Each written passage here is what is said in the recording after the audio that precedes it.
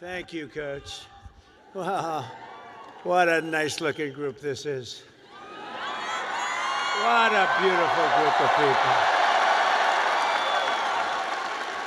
And especially a very big hello to the University of Alabama. Congratulations to the class of 2025. Roll Tide. Roll Tide.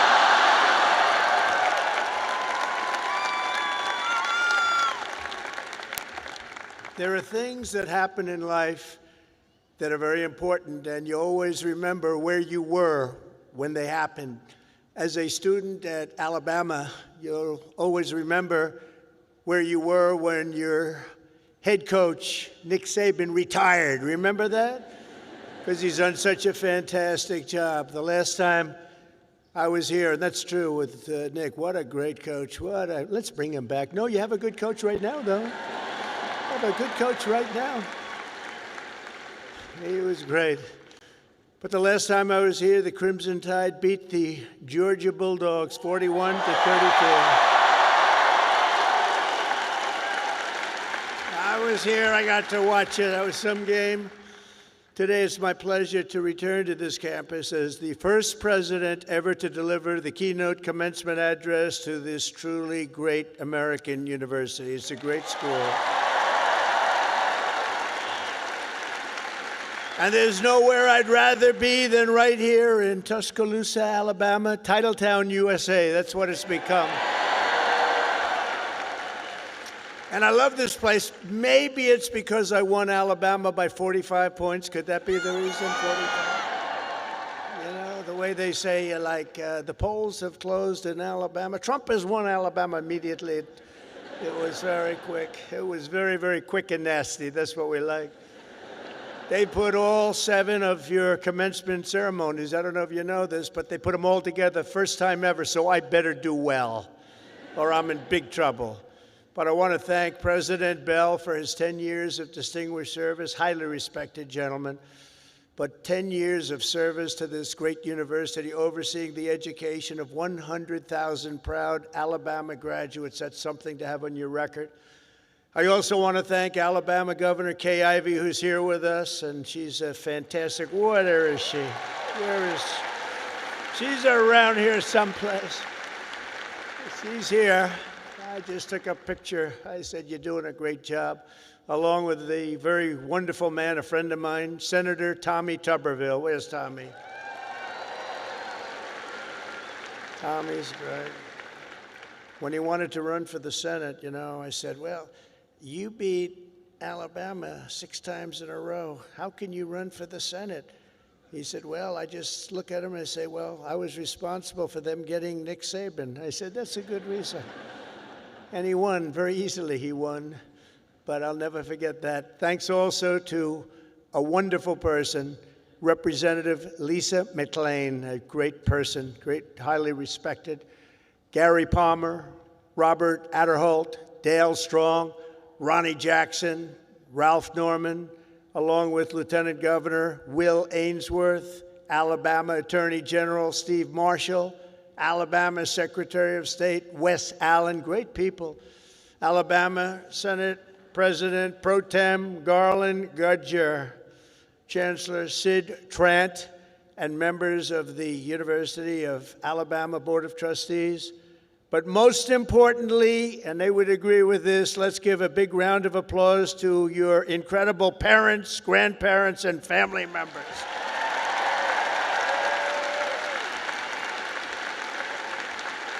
Because they made this wonderful day possible. Oh, you're great. Without them, it doesn't happen. Without them, you probably aren't here, and you wouldn't have that big, beautiful smile on your faces. This year, the graduating Alabama class of 2025 has over 6,600 graduates. You're the largest class in school history. Among your ranks are among the 800 first-generation college students and nearly 3,000 students from right here in the great state of Alabama. Amazing. And this class also includes many Rhodes Scholars, Goldwater Scholars, 213 Merit Scholars, and over 1,500 students graduating with red caps. You know what that signifies? 4.0 GPA. That's a lot of students.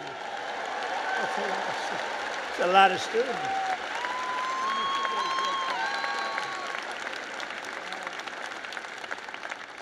That's pretty good. I know who I'd pick. I'd look for a red cap. I say, I want you to work for the beautiful Trump administration, this lovely administration. In addition, the class of 2025 has nearly 130 active duty service members, veterans, and members of the University of Alabama, ROTC. Thank you very much. Thank you. Everywhere you look, you can see the fierce spirit of this school, but nowhere more clearly than in your world-class athletics. There's nothing like it. Probably there's no school like it. That's why I would like to recognize the 11 graduating seniors on the University of Alabama football team. Where may they be? Where are they? You just have to look, and they're about a foot taller than everybody else. Oh, great. Thank you very much. Congratulations. Great season. Thank you. Thank you. Great season. There is something truly special about the players, coaches, and the fans who pack the stands at Bryant-Denny Stadium and proudly sing Dixieland Delight. We like that. Alabama has changed college football forever and inscribed into the history books the names of Bear Bryant, Joe Namath, 4 Heisman Trophy winners, and of course, the great Nick Saban.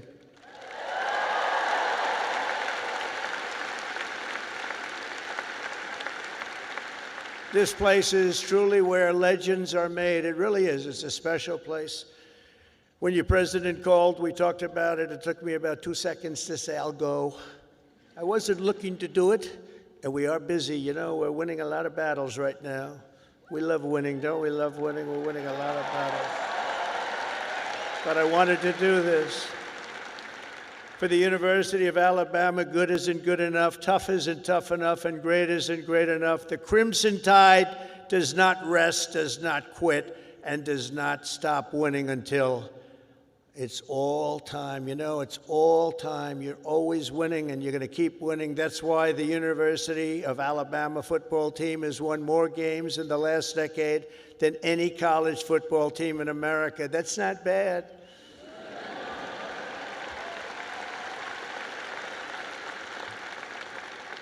And it's why last fall you beat Auburn for the 5th year in a row. That's not bad. That's not bad. The University of Alabama has a brand, and that brand is winning. That brand is winning. Great school. Last year, the Crimson Chaos watched the Tide Hoops make it to the Final Four for the first time ever. And this year, you built on your incredible record and returned to the Elite Eight. So not only is Alabama a great football school, it's now one of the nation's best basketball schools, and congratulations.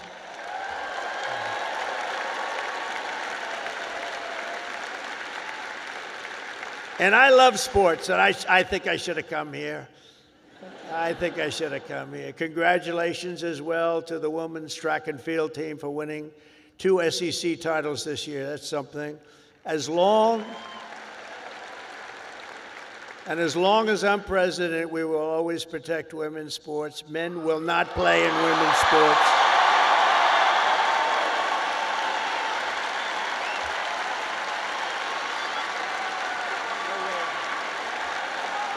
No way. They say that's an 80-20 issue. No, it's a 97-3 issue, I think. No, men will not be playing in women's sports. I said that, and I classified it with a very powerful executive order. As you know, it's done. The class of 2025 was the first to enter the halls of this university in the aftermath of COVID-19. Following a difficult senior year of high school, many of you came here to Tuscaloosa from around the country, and for the very first time, you experienced something called freedom. You had freedom. So let's give a big round of applause to the leaders of this state who chose liberty over lockdowns. They did a good job.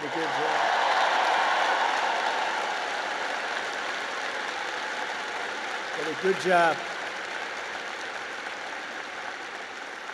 As you know, there are a few campuses in the world more beautiful than this one, and there are a few memories sweeter than the ones you have formed really at this capstone and at the capstone.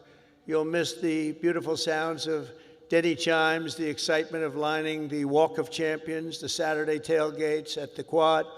As you graduate, it's natural to reflect on 4 years of happy memories, and you've really had happy memories here. You've done a lot of winning. Winning is a good thing to do. But today I'm also asking you to look forward to really something very, very bright and more promising, and it's going to be an even more promising tomorrow, I promise you that.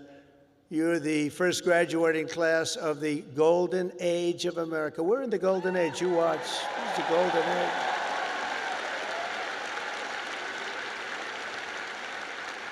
This is the golden age. We've done things that nobody thought possible. 100 days yesterday, 100 days, and we've done things that nobody thought even possible. Like many generations before you, you're graduating at an exciting time for our nation, a period of both extraordinary change and incredible potential and what will be unbelievable growth. You're going to see that very soon. You're going to see it starting very, very soon. The whole world is talking about it. Our country has always been defined by its ability to reform and reinvent itself, to meet the challenges of the next era. The last 4 years were not good for our country, but don't let that scare you. It was an aberration. We're run by people who truly, at that time, 4 years, we were run by people that didn't have a clue. They didn't have a clue. I'm trying to be nice when I say it that way. They allowed our beautiful USA to be laughed at, scorned, and taken advantage of by everybody. We were ripped off on trade by nations all over the world, both friend and foe, and oftentimes a friend was far worse on trade than the foe. But those days are over. You're at the start of something very, very big. You're going to see that very soon. Now, exactly 250 years after the first Patriots stood and fought at Lexington and Concord, we're in the midst of another kind of revolution, a revolution of winning and a revolution of common sense. Common sense.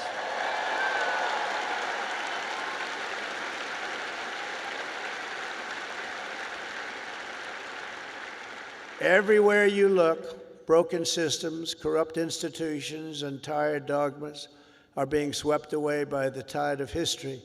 Ancient wisdom is being rediscovered, and the best and strongest traits of America are coming back for all to see, bigger, better, and greater than ever. Coming back, and they're coming back fast. The spirit of our age is one of boldness, vigor, ambition, and adventure, and it's exciting to be you and young. Oh, I'd pay you a lot of money to have your age. You have a great future. The people have rejected the voices of a failed establishment. You saw that in the election. We've turned the page on endless wars, crippling debt, open borders, ruinous inflation, and the lack of respect for our country and for its leaders. But we're turning that all around, and we're turning it around very fast. We will very quickly make America great again.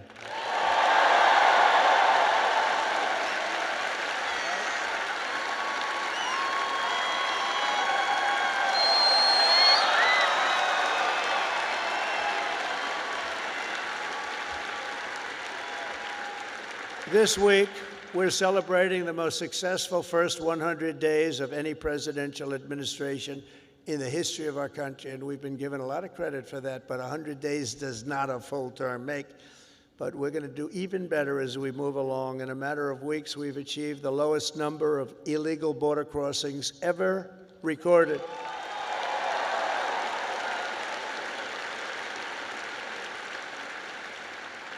And you've seen it, hundreds of thousands of people pouring into our country from prisons, from mental institutions, from gangs, and all over the world, not just in South America.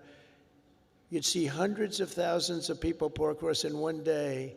You know what we had just recently? Three.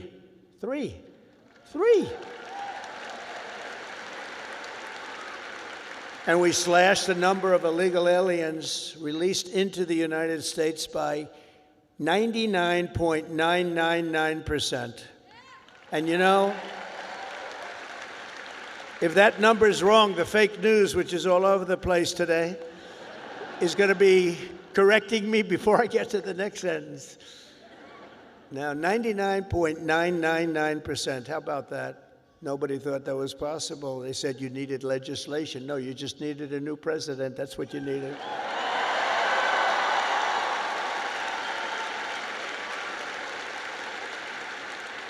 But despite the tremendous success, as you've been reading, the courts are trying to stop me from doing the job that I was elected to do. We won by millions of votes. We won all 7 swing states, 7 out of 7. We won 312 electoral college votes. They said, oh, 270 would be great. We won 312, and 2,750 counties versus 525 counties throughout the nation. That's why when you look at a map, it's all red. It's all red. Every inch of it is red, a little couple of blue dots. But they have to let us do the job that the voters want us to do. Judges are interfering, supposedly based on due process, but how can you give due process to people who came into our country illegally? They want to give them due process. I don't know. We've created 350,000 new jobs and brought core inflation down to its lowest level in many, many years.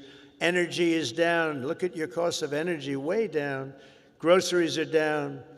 Even eggs are down. Remember I came in? Remember I was here a week and they started screaming at me, the fake news. Egg prices have doubled. I said, I just got here. I've been here for 4 days. I said, tell me about egg prices. They've doubled. Well, they didn't double under me. I just got there, and we did a great job. We brought down the cost of eggs. In fact, they said you won't have eggs for Easter. They wanted to we have a big Easter egg hunt at the White House. You saw it just take place. And they thought we should order thousands of plastic eggs. Plastic. I said, no, we'll do it. And we straightened out the egg situation very quickly. Our great Secretary of Agriculture did a fantastic job, and we had so many eggs we didn't know what the hell to do with them. And prices of eggs have gone down 87% since I took office. That's something, right? But the price of food has gone down, and mortgage rates are down, and gasoline prices just hit $1.88 a gallon in 3 states. Can you believe it? It was at $3.50. It was at $4. We're drilling. Oh, we're drilling. You know, drill, baby, drill, right? We drill, baby, drill. We do that.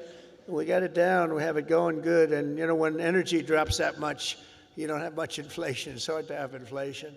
It was just announced that in the first quarter, investments in the United States are up 22%, that we're leading the whole world in investment. Everybody's pouring into our country with big dollars. And it's all about November 5th, the November 5th election, and tariffs and incentives that we've given that are going to make this country so much richer. We have $36 trillion in debt. That's going to start to come off. It's going to come off rapidly, but we'll be over $8 trillion in investment, with Apple and others investing $500 billion each. We've never had a period of time in 2 months, because we're here for 3 months, a little bit more, but give me a break for the first month. You know, had to get a little acclimated. Had to see where the enemy lies, because they're already looking to impeach Trump. You know, these crazy people. Let's impeach him. For what? We don't know exactly, but we'll try it. These people are crazy. So we had to, you know, get our bearings for the first couple of weeks. So in 2 months, we had over $8 trillion, think of it, committed. Nobody's ever seen anything like it. There's never been anything like it in any country at any time, and it's all because they want to avoid the tariffs. We want to get here fast. And I said, you know, a number of times, tariff is the most beautiful word in the world, and I got absolutely decimated by the fake news. They said, what about love? What about your wife? What about your parents? What about religion and God? So I said, all right, it's the 5th nicest word I've ever seen. And since I've done that, I've been in good shape. Nobody's bothered me. They've been very nice.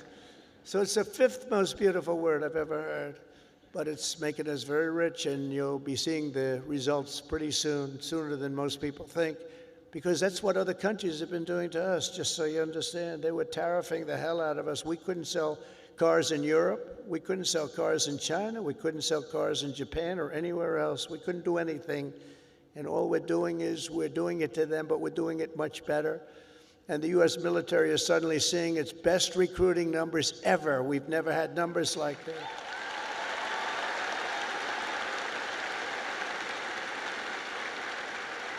We now have waiting lists because there is such incredible spirit in our country. There's a great spirit. And just think, 6 months ago, and you remember, and it was embarrassing, before the election, 6 months ago, we were hearing and reading that numbers of those joining our military were at the worst levels ever. We've never had anything like it, right? You remember that? And now they're at the best levels ever. We have waiting lists to get into the military. We couldn't fill the positions, and that included in our police forces, our fire departments. We love our fire departments also. We can never forget our fire departments. But our police forces were begging for help. And now they're brimming over with people and applicants, and they're getting great ones. It's amazing what's taken place, and that's really the spirit. Each of the graduates in this arena will soon have the chance to help lead this project of national renewal. And that's what it is. It's a national renewal. We suffered so badly for 4 years. We had one of the greatest economies. We actually had the greatest economy in the history of our country during the first term of Trump. And then we got hit hard with inflation during the Biden economy. It was horrible. We were hit so hard. The worst probably ever. They say 48 years. We'll accept that. But I would say ever. You'll embrace this moment, and you'll step forward with strength and grit, faith and patriotism to put America on a new trajectory for your children.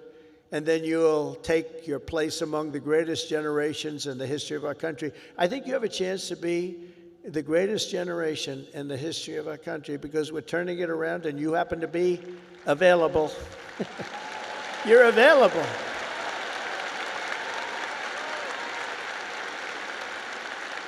It's a good time to be available. There are some times when it's not so good to be available, but this is a great time. I'm absolutely confident that the Alabama class of 2025 is up to the task. Are you up to the task? You learned a lot about winning here at Alabama, and now we need you to help win for America. For the business majors here today, I challenge you not merely to use your talents for financial speculation, but to apply your great skills that you've learned and had to forging the steel and pouring the concrete of new American factories, plants, shipyards, and even cities which are going up all over our country. Don't just build a strong portfolio, build a very, very strong America, and you're going to do that.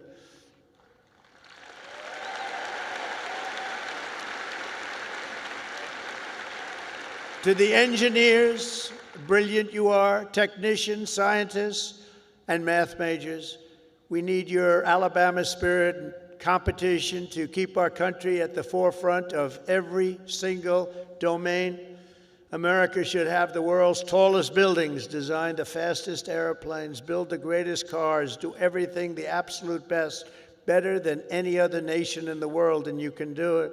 And we will soon land American astronauts on Mars. That will happen. That will happen.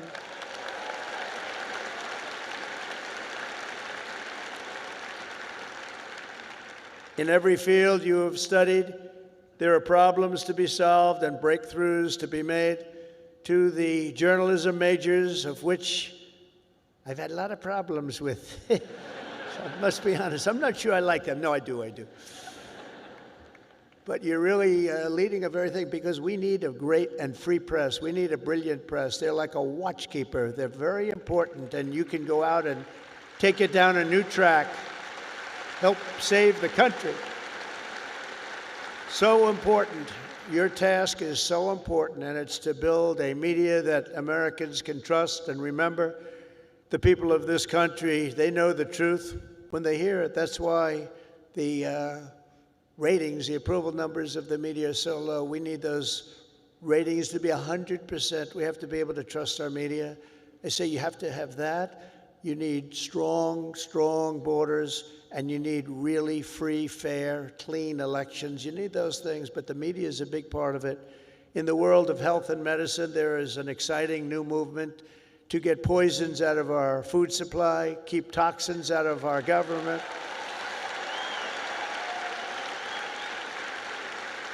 Clean out our environment and make America healthy again. And I think Bobby's going to do a great job, don't you? I think so. I think he's the guy we needed. And in government, it is the task of your generation to replace bureaucracy, graft, and waste with a new system that defends American freedom. These are big tasks before you, but the reward for your hard work will be the United States of America is stronger, prouder, better, and more unified than ever, ever, ever before. It's going to be.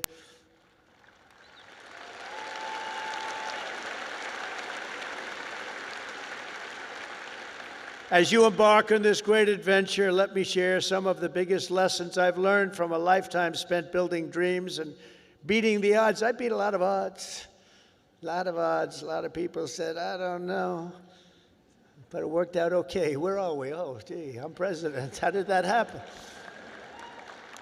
Now, you're going to be in the same position, but some of the, would you like to hear some of the ideas, or should I just skip over that part, huh? That's going to be more interesting than all the other stuff, which was slightly political, right? I'm going to give it to you, though, just as I see it and as I've learned it, the hard way and the easy way. First, if you're here today and think that you're too young to do something great, let me tell you that you are wrong. You're not too young. You can have great success at a very young age. You're all very young. In America, with drive and ambition, young people can do anything. I was 28 when I took my first big gamble to develop a hotel in Midtown Manhattan, the Grand Hyatt, and it worked out incredibly well. But I was very young at the time. I was like a very young person in sort of an old person business. Steve Jobs was 21 when he founded Apple. Walt Disney was 21 when he founded Disney. James Madison, James Monroe, Alexander Hamilton, Thomas Jefferson. They were no older than 25 when they began the journeys that etched their names into the history books for all time. So to everyone here today, don't waste your youth. Go out and fight right from the beginning, from the day you leave this incredible university. Go out and fight tough, fight fair, but go out and fight. You're going to be very successful, because now is the time to work harder than you have ever worked before. Push yourself further than you have ever pushed yourself before. Find your limits and then smash through everything. Go and smash through. You've watched that football team smash through. You're going to do the same thing. You're at the age when you have the time and vitality to do really incredible things. If you just give it your all. You'll look back, and a decade from now, you'll be astounded by what you've achieved. You'll remember this day. You'll remember when the guy named Trump was giving the commencement address, and he said I could do it, and guess what? I did. I think you're going to remember that very fondly. I hope so.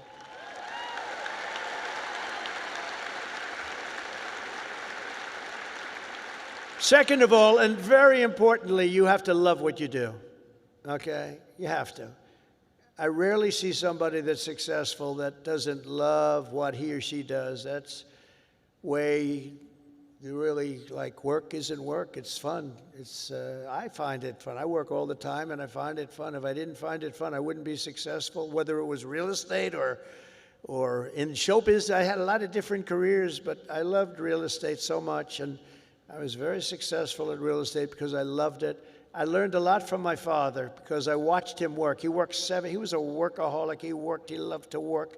He's a good man. He was a tough guy, tough as hell, actually. Now that I think back, I don't know if you could even get away with that nowadays. He was tough, but he was a good man, I'll tell you. And he worked 7 days a week. He worked Saturdays, Sundays, it didn't matter. And I learned by watching him, he loved his life. He loved what he was doing. He had a great long-term marriage, a long, many years. He beat me on that one. No, mine are very successful, but they haven't lasted quite as long. It was close to 70 years. That was a long time. I said, Pop, you beat me on that one. But you know what I learned from him? That he loved life, and all he did was work. I see people that don't work hard, and they're miserable. So go out and find. But he loved what he was doing, and you have to find something that you love, and you have to follow your own instincts. Listen to your parents. They're very wise, but you have to follow your instincts and your heart, your soul, and you want to be the very best you can be. Treat every day like a home game against Auburn. Fight like hell and enjoy doing it, and your coach can tell you all about that. Third thing is to think big. You know, you're going to do something, you might as well think big, because it's just as tough. You can think small. I know a lot of people, they thought small. They're very smart. I know others that weren't nearly as smart, but they had a better picture of the big picture, because it's just as hard to solve a small problem as a big problem, and it's just as much energy and everything else, except the result is going to be a smaller one. So love what you do, but think big if it's possible. Now, if it's not possible, that's okay too. You do something, you have to do something that you love. You will have all the same headaches and challenges, all the same delays and setbacks, so you might as well do something that's just amazing. America doesn't aim small, Alabama doesn't aim small, and neither do you. So think big when possible, think big. Fourth is work hard. Work hard. Never, ever stop. An example is a great athlete, actually, Gary Player, golfer, great golfer. He wasn't as big as other men. He was actually on the small side. Don't tell him that. Friend of mine, don't tell him that, because he doesn't understand that. But he worked very hard. He made up for it. He never stopped. He won 168 golf tournaments. Think of that, 100. I said, Gary, you're winning like every weekend. Do you ever choke or anything? I don't know what choke means. And he made a statement years ago that I read, and I thought it was sort of an incredible statement. He said, it's funny, the harder I work, the luckier I get, right? Think of that. The harder I work, the luckier I get. So you really have to work hard, and you're going to be successful because you have the talent. To get into this school is not easy. To get through it is even more difficult. You have a lot of talent. Fifth is don't lose your momentum. You just want to keep it going, and you have to know if you are losing it, you have to know when you're losing it, so maybe you stop, and maybe it's time to stop. Listen to the feedback, think through your plan very carefully, and keep moving fast. The word momentum is very important. I mean, I'll just tell you a little story about a great real estate developer named William Levitt. He built Levittown. Some of you might live in a Levittown. He was the biggest developer in the whole country in the 1940s and so. And he built these jobs. He started with one house, then 2 houses, then 20 houses, then thousands and thousands of houses. And a company, Gulf and Western, came along, and they said, we're going to make you an offer to buy your company. And they offered him a lot of money, more money than he ever thought he could make. And he retired, lost his momentum. He retired, and he led a beautiful life. He had a wife, I must tell you. It was a second wife. It was a trophy wife. What can I say? I don't like telling you everything, but we're all friends, right? Can we talk? We're all friends. He had a trophy wife, and he lived a different life. He moved to the south of France, but he it was a life of tremendous luxury. He had so many millions of dollars. He was given a fortune for the company, and 10 years went by, and then 15 years went by, and he got a call from this big conglomerate, Gulf and Western, and they said, we're not doing well with the purchase, because he used to pick up every nail, every piece of sawdust, every piece of wood, every chip, everything, and he'd sell it. He'd make a couple of bucks. Everything was perfect. They can't do that. You know, these big companies, they don't do that. You see it a lot when an entrepreneur sells to a big company, and then he ends up buying the company back for peanuts later on. Happens a lot. But he was the best at what he did. But 15 years went by, and he was so excited, and they sold him back his company. And he started, and he was going to tear apart the world because he got bored with a life of luxury. And he started building and building and building, and the markets turned on him, and he went bad. He lost everything, and he went bankrupt, absolutely bankrupt. And it was a sad story to read. It was such an amazing story because he was so rich, but he paid them, and he bought it for the right price, bought it low, but he went wild. But he lost his momentum. He wasn't good at it anymore. And he was at a party on Fifth Avenue, I'll never forget, and it was a party of a very, very powerful man who was having the party in a magnificent apartment overlooking the park. And I walked in, and there were 50 or so people. I recognized most of them, all the biggest business people in the world, actually. Very glamorous. I was doing well. I was young, and I was doing well. And I was invited to parties like that. And I looked in the corner, and there was Mr. William Levitt sitting all by himself on a chair, looking very glum. Nobody was talking to him, because you'll find that when you're not successful, you lose a lot of friends. It's not a good situation. But there was nobody talking to him, but I wanted to talk to him because I was in the real estate business, and he was, and most of these people were in different businesses. And I went over and talked to him, and I said, "How are you, Mr. Levitt?" He goes, "Donald?" He knew who I was. "Not well. I'm not well." I said, "So, can you come back?" He said, "No, son, I lost my momentum. I shouldn't have done it. I lost my momentum." And I never forgot that expression. He lost his momentum. If he would have kept going, instead of selling and relaxing and going into a different life, he probably would have been 3 times bigger than he was, but he lost his momentum. And you have to know when it's your time. I mean, there'll be a time when you do lose. You see it with fighters. You see it with a lot of people. They have a great record, and they retire, and then 4 years later they say, "I'm going back. I can beat that guy," and they get knocked to hell. And it's not good. It's not good. So he lost his momentum. You have to know when your momentum time is up. I call it momentum time. But follow your momentum. It's a very important word. You don't hear it from too many, but I've seen it. I've seen it a lot. Number 6, if you want to change the world, you have to have the courage to be an outsider. In other words, you have to take certain risks and do things a little bit differently. Otherwise, if that weren't the case, everybody would be successful. Doesn't work that way. Progress never comes from those satisfied with the failures of a broken system.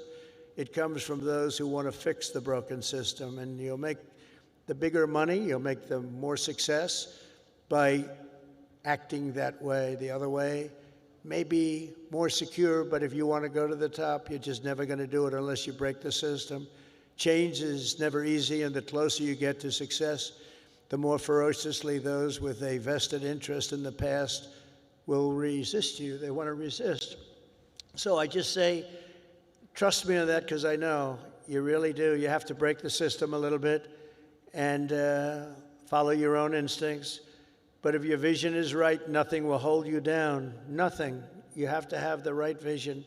If you look at some of these internet people, I know so many of them. Elon is so terrific, but I know now all of them, they all hated me in my first term, and now they're kissing my ass, Do you know? It's true. All of them. It's true.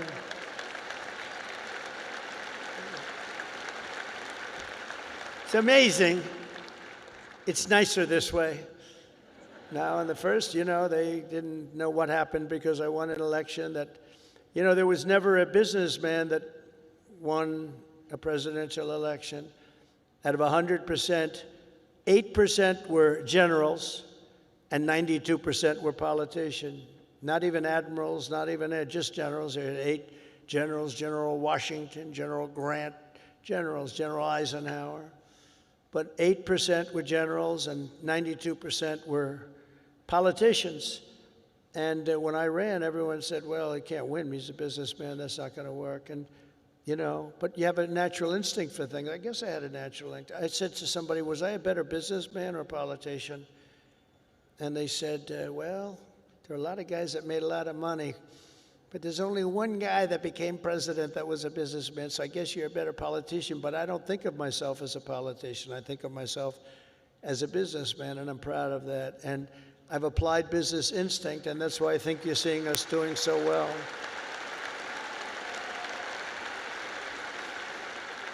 So number 7 is to trust your instincts, common sense. You can go very far in life with common sense. And I applied that to politics because some of these things, like they had open borders. Let everybody in the whole world flow into our country. That's not common sense. They had transgender for everybody. We ended that, if you noticed, okay? But they had transgender for everybody. They said, I said, this is not working. This is not going to work. As I said before, you know, so simple. Men playing in women's sports. Did you ever see some of the records? Did you ever see some of these boxing matches? You know, we have to protect. These women are great athletes, but we have to protect. If you looked at the Olympics where they had transitioned people going into the boxing, where the women had boxing, and they had a great champion, a female boxer. I mean, after one punch, you walk back to the corner, said, I can't get hit like that. I've never been hit like that before. You look at all the volleyball players that have been hurt so badly with balls that are hit at levels that they've never seen before. But the greatest is like weightlifting. You ever see the weightlifting? Where they have a record that wasn't broken in 18 years? And they have, should I imitate it? You know, my wife gets very upset when I do this. She said, darling, it's not presidential. I said, yeah, but people like it. Should I do it or not? All right, I'm in trouble when I get home, but that's okay. What the hell? I've been in lots of trouble before. But no, you look at the weightlifting where 18 years it stands, and they have this young woman, and her parents are right where you are in the front row, and they're so proud of her, and it's like 209 pounds, and she's going to lift that. The record stood for 18, think of it, 18 years, and they put 1/8 of an ounce here, and 1/8 of an ounce here, little bit, and she's going to do it. Mom, I love you. I'm going to do it for you, Mom. And she goes, and she lifts, and she gets it, and Mom, I'm going to do it, Mom. Can't do it. And then a guy comes along, or a gal, or whatever. A transitioned person comes along. And he was a failed weightlifter as a man, but he comes along, 206 pounds. They put the little thing on, and he goes, boom, boom. And breaks the record like by 119 pounds. That's not right. The other one is the swimming. You've heard me talk about it. Great swimmers, and you know, they rose to the top. Women swimmers, and they grew up together. And they're Olympic-class swimmers, and they're qualifying for some big tournament. And now the race is getting ready to start, the big race, and one young lady, she was going to set the record. She fought all her life to set the record. She has to win it by 1/9 of a second. Think of that, 1/9. I don't like those odds, 1/9 of a second, right? But she looks to the left and she sees all the friends that she grew up with down in California, from all over the country. They're all the best swimmers. Then she looks to the right and she sees the same thing, but there's a person next to her who's a giant. And she looks and she, oh my God, who is that? I don't recognize that person. That was a person that transitioned, and he had the wingspan of Wilt the Stilt Chamberlain, if anybody knows Wilt. And as you know what happened, she was very, very badly injured in that meet because he went by her so fast that she was windburned. They had to take her out. She got serious windburn. He flew back and forth, and she didn't know what, but she got the hell knocked out of her, knowing that I'm only kidding. She wasn't windburned. She was just beaten by a lot. Or the race, did you see the race where they had the best female runners, and they had a guy who was a decent runner, a long-distance race, and he won by 5 hours and 19 seconds. You know, normally you win by like 12 seconds, 2 seconds, a quarter of a second. He won by 5 hours and 19 seconds. It's crazy. And you know, honestly, it's demeaning for women, very demeaning. These are great athletes. It's very demeaning, and we're going to protect women. We're going to protect women. We're going to protect everybody.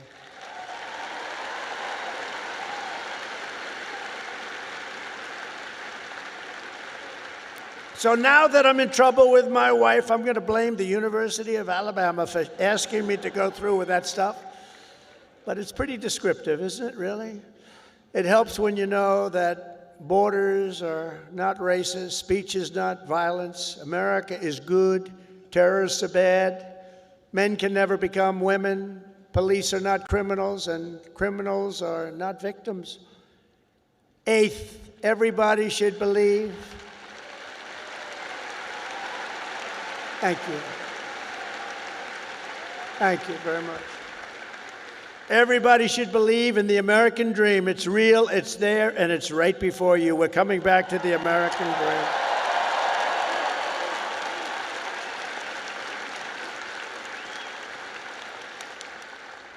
dream. Ninth, think of yourself as a winner. The power of positive thinking. Dr. Norman Vincent Peale, from many years ago, wrote a book, The Power of Positive Thinking. And there is a lot to it, the power of positive thinking. Don't consider yourself a victim. Consider yourself a winner. In recent years, too many of our young people have really been taught to think of themselves as victims and blame people and be angry. Don't be angry. But in America, we reject that idea that anyone is born a victim. Our heroes are the ones who take charge of their own destiny, make their own luck, and determine their own fate despite the odds. Despite all odds, that's what happens. They're given a little chance in many cases, very little chance of success, and they become the most successful people in the world. Whether you were born rich or poor, black or white, male or female in America, anyone can be a winner, and our whole country will be cheering you on, and I'll be at the front of the line cheering you on, especially because you come from this incredible university.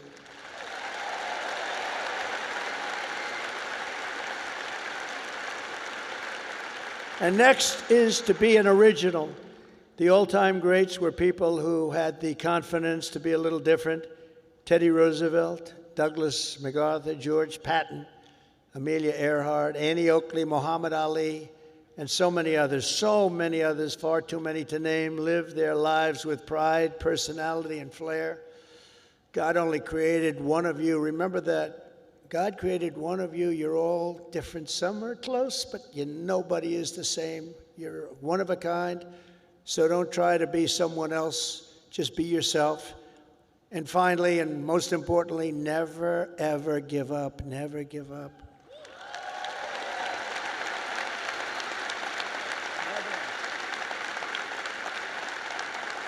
Never give up. And I've learned anything in life, and it's so true. One of the most important things you can learn, if you just went a little bit longer, if you just held out a little bit longer, you would have been successful. Well, the stories of that are legend. But I've learned that perseverance is everything. So whatever happens, no matter where you are in life, stay optimistic and just keep pushing forward. Just don't stop. Never, ever give up. Victory is right around the corner. I've watched Coach Saban win games that really were virtually over. You've seen it. You've been in the stands. He won a couple of games. I said, Coach, you got lucky as hell. He said, I didn't get lucky. I'm a talented guy. You know, those little touchdowns that come out of nothing, he's amazing. But he's a guy that doesn't quit and doesn't know what the word quit even means. He couldn't define it. He took victory out of the jaws of defeat, and you can do that too at every stage in my career. My enemies, of which there were many and probably are right now, I can think of a couple of people that don't like me too much right now. But they said that they have to do everything they can to keep me from winning, to keep me from making it. And I'm representing you, so I have to make it. I have big shoulders, but these are big shoulders. I have to win for you. I'm not winning for myself. I'm winning for you. Do you remember when they said that Donald Trump will never become president of the United States? Remember Barack Hussein Obama said that? Barack Hussein Obama. Donald Trump will never be president. Like 50 other politicians said that. Where are they now? Oh, let me see. Oh, there they are. Where are they now? But here I am standing before you as the 45th and 47th president.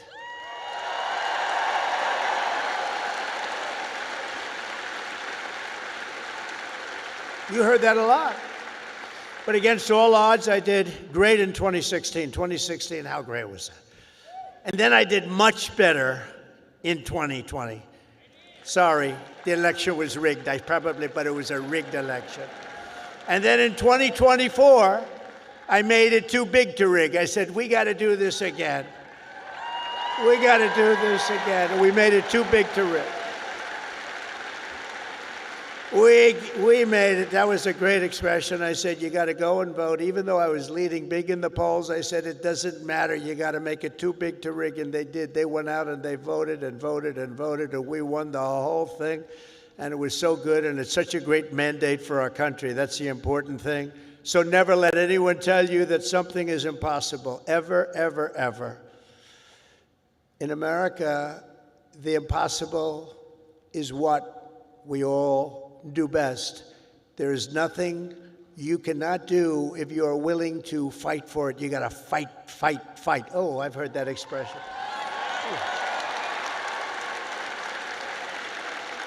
Funny. That's not here. That's not here on the actually, most of what I've said tonight is not on the teleprompter. That's all right. Isn't it nice to have a president that doesn't need a teleprompter and can sort of have a little fun? Because I feel that this is home. You know, it's been such a great state for me. I feel it's home. When they said Alabama, I said, that has a good ring to me. But it's something nice about somebody that doesn't need a teleprompter, isn't it? Huh? But for the past 4 years, you've lived in a state known for its fighters, its champions, and its warriors, and you've lived in the great state of Alabama, one of the greatest of them all, from Huntsville to Birmingham, from Montgomery to Mobile, and from right here in Tuscaloosa.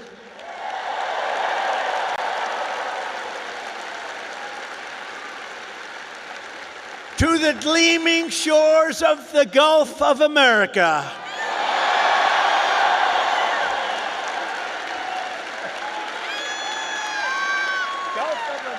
That's a nice one. Everybody loves it. I wouldn't say Mexico's thrilled, but you can't have them all. They're not thrilled. You continue the legacy of Alabama legends who blazed the trails, won the games, tilled the fields, forged the steels, built the ships, and gave us the victories that built America and changed the world. The entire world was changed by our victories. This is the state that gave us the might of the Iron City, the power of the Saturn V rocket, and the roaring engines of Talladega. Talladega. We love Talladega. We love Talladega. This is the state that gave us nothing but victory, the state of some of the greatest heroes in history, like Willie Mays, Jesse Owens, Joe Louis, your coach, Nick Saban, Hank Williams, and many others. Some of you will leave here today and travel the world, but you will always know that this state, as this is really sweet home Alabama, right? It's always going to be your place. I sort of feel that way myself, because from a political standpoint, it's just been, we connected from day one. From the first day I set my foot on this beautiful soil, I connected with Alabama. And here in Alabama, we believe that the men and women who built this country are heroes, and that America's destiny is to be the single greatest nation on the face of the earth. And we're bringing it back at a speed that nobody thought was possible. We believe in freedom and family, God and country. We cherish our Constitution. We revere our Bible. And we salute our great American flag.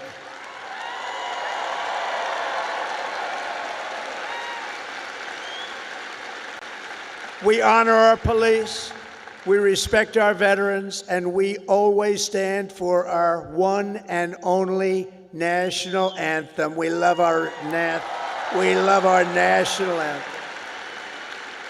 We believe in strong parents, strong values, strong communities, and very strong borders.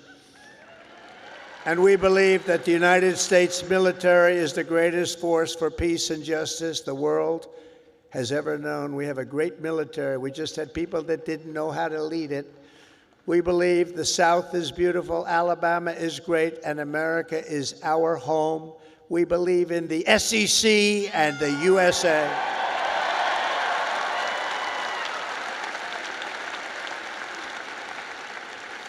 Graduates of the Alabama class of 2025 standing here before you in this magnificent arena, it is clear to see the next chapter of the American story will not be written by the Harvard Crimson. It will be written by you, the Crimson Tide. True. That's true. That's true.